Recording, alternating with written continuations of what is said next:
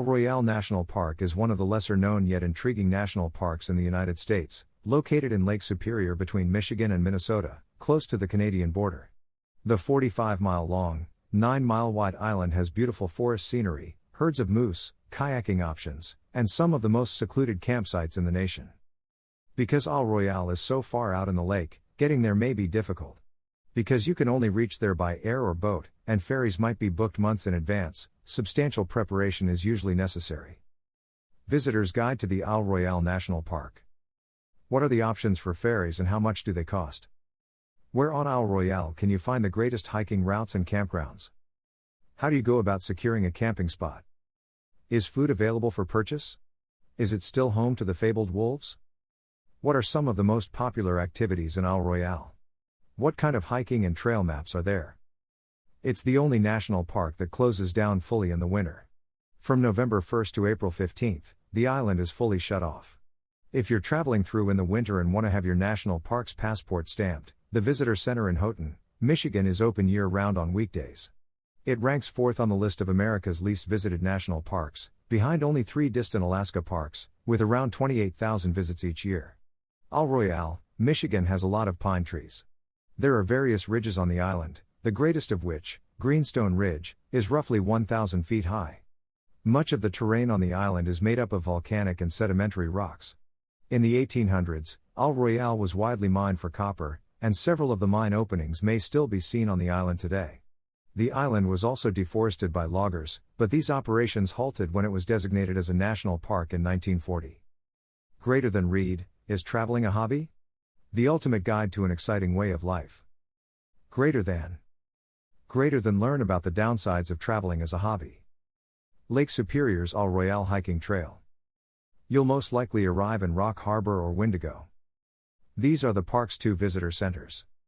The National Park Service charges $7 per person, each day to visit Royale. This charge is payable at the tourist center upon arrival and is not included in your ferry fare. The charge must be paid for each day you will be on the island, including your arrival and departure days. What are some of the activities available in Royale National Park? Hiking, camping, and canoeing or kayaking are all obvious options. We'll go through some of the 36 campsites in the park, as well as some popular hiking paths, later in the post. Greater than read, how long does it take to get to Royale? Activities include canoeing and kayaking. At Rock Harbor Campsite, canoes and kayaks may be rented. Some cruises allow you to bring your own for an extra charge. This is a fantastic way to view the park and visit some of the lesser-known areas, such as the little islands in the Rock Harbor region. The cost of renting a canoe was somewhat exorbitant, approximately $20 for a half-day rental. A half-day hire of a kayak cost more than $30. Just be cautious not to travel too far down the harbor, since paddling back against the wind might be difficult. The person at the rental shop said that paddling a canoe was simpler than paddling a kayak, however this was not the case. The enormous canoe was just too difficult to control, and I never felt secure paddling very far since I was constantly afraid of tipping over. Viewing historic mine entrances is one among the things to do. Hikes and brief strolls around the island might reveal some of the island's abandoned copper mines. See some of the mine sites on the official NPS park map, including Wendigo and Island on the west, Pittsburgh, and Monong on the north, and Siskiwit and Smithwick on the east. Surprisingly, new evidence reveals that Native Americans mined for copper on the island as early as 6,000 years ago. Other activities include fishing and scuba diving. In the park, fishing is permitted. Anyone who wants to fish in Lake Superior must first get a fishing license from the state of Michigan. The Department of Natural Resources has an online store where you may purchase a license. If you're just going to fish the interior lakes, you won't need a license. Scuba diving is also allowed, although it might be difficult. The water is chilly, and visibility might be limited. If you're interested, there are various shipwrecks to investigate. How much does it cost to visit Royale? You'll be traveling one of 4 ferries to Royale unless you're one of the few guests who arrive by private boat, congrats, or floatplane, very pricey. Make your reservations early since the ferries tend to sell out during the warmer months. You'll need to determine which portion of Royale you want to visit and where you want to leave from since the boats depart from various towns and land on different areas of the island. Here are your choices. Ranger 3. Ranger 3 is the 3rd installment in the Ranger series, Houghton, Michigan. The Ranger 3 may be boarded from Houghton, which is situated in the middle of Michigan's Upper Peninsula. This ship transports 128 people to Rock Harbor on Isle Royale's eastern side. It is open from late May through the beginning of September. Ranger 3 prices for adults will be $140, $70 each way, during peak season, July 6 through August 28, and $110, $55 each way, before and after high season in 2021. Children under the age of 1 year travel for $35 each way, while newborns under the age of 1 year travel for free.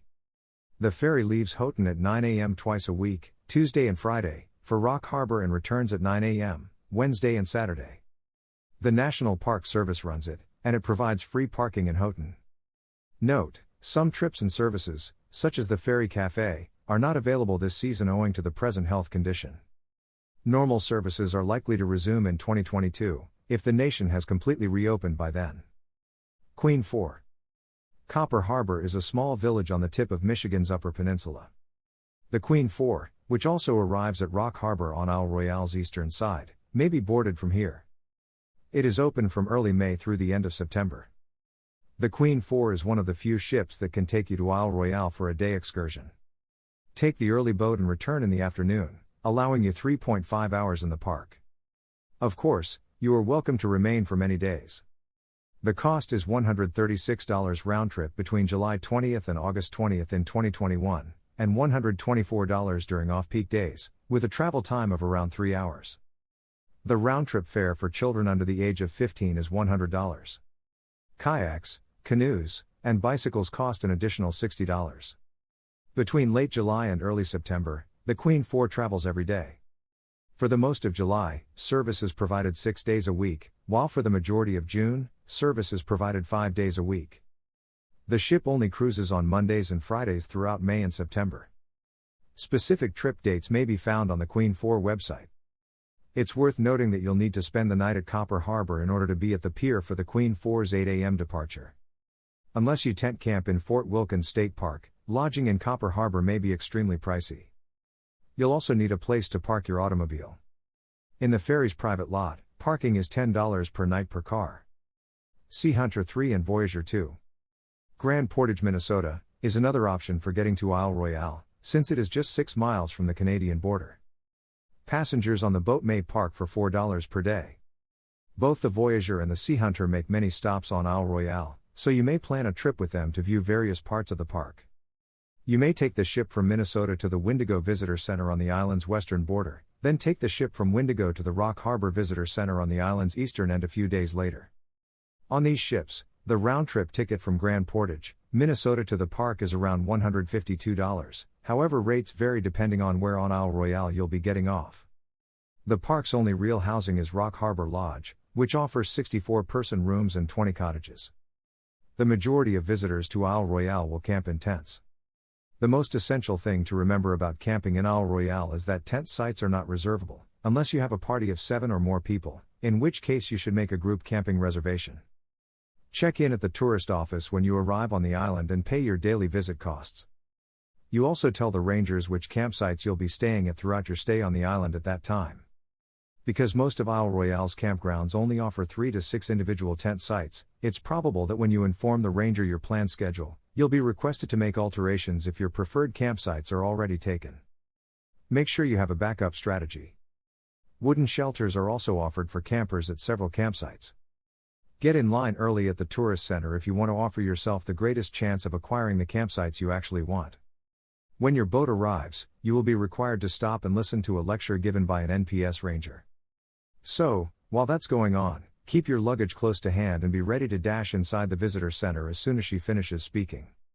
The majority of campsites, particularly those near tourist centers, have tight time limitations on how long you may remain. For others, the time restriction is just 1 or 2 days. That means that if you intend to spend a week on Isle Royale, you'll need to plan on trekking and transferring between places. The distance between campgrounds might range from 2 to 10 kilometers. Campgrounds on the Isle Royale. Outhouses and a water supply are available at all campsites, though the water is not drinkable. Because all rubbish on the island must be collected by ship, there are no garbage cans in campsites. As a result, campers are responsible for removing all of their rubbish. I slept at Rock Harbor campsite for 2 nights and 3 Mile campground for 2 nights, both of which are close to the lake and have nice views. Because I had overloaded my bag, the 2.7-mile walk between campsites was a little difficult. If you carry as little weight as possible, you'll thank yourself afterwards. Campground in Rock Harbor. Because most campsites do not allow fires, you should arrange your meals properly.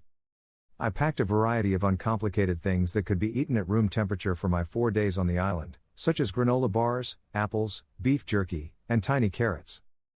The use of camp stoves is permitted. The National Park Service's Greenstone newspaper offers a list of campsites that presently allow fires. Click here to view the most recent issue. Rock Harbor has a tiny camp shop that offers snacks and basic meal items if you need them. A shop on the Wendigo side sells cold sandwiches and snacks. Hiking on the Rock Harbor Trail. Purchase a guide like the National Geographic Illustrated Trails map if you're serious about hiking here. That will provide you with all of the information you want to become an expert vagabond on the Isle Royale.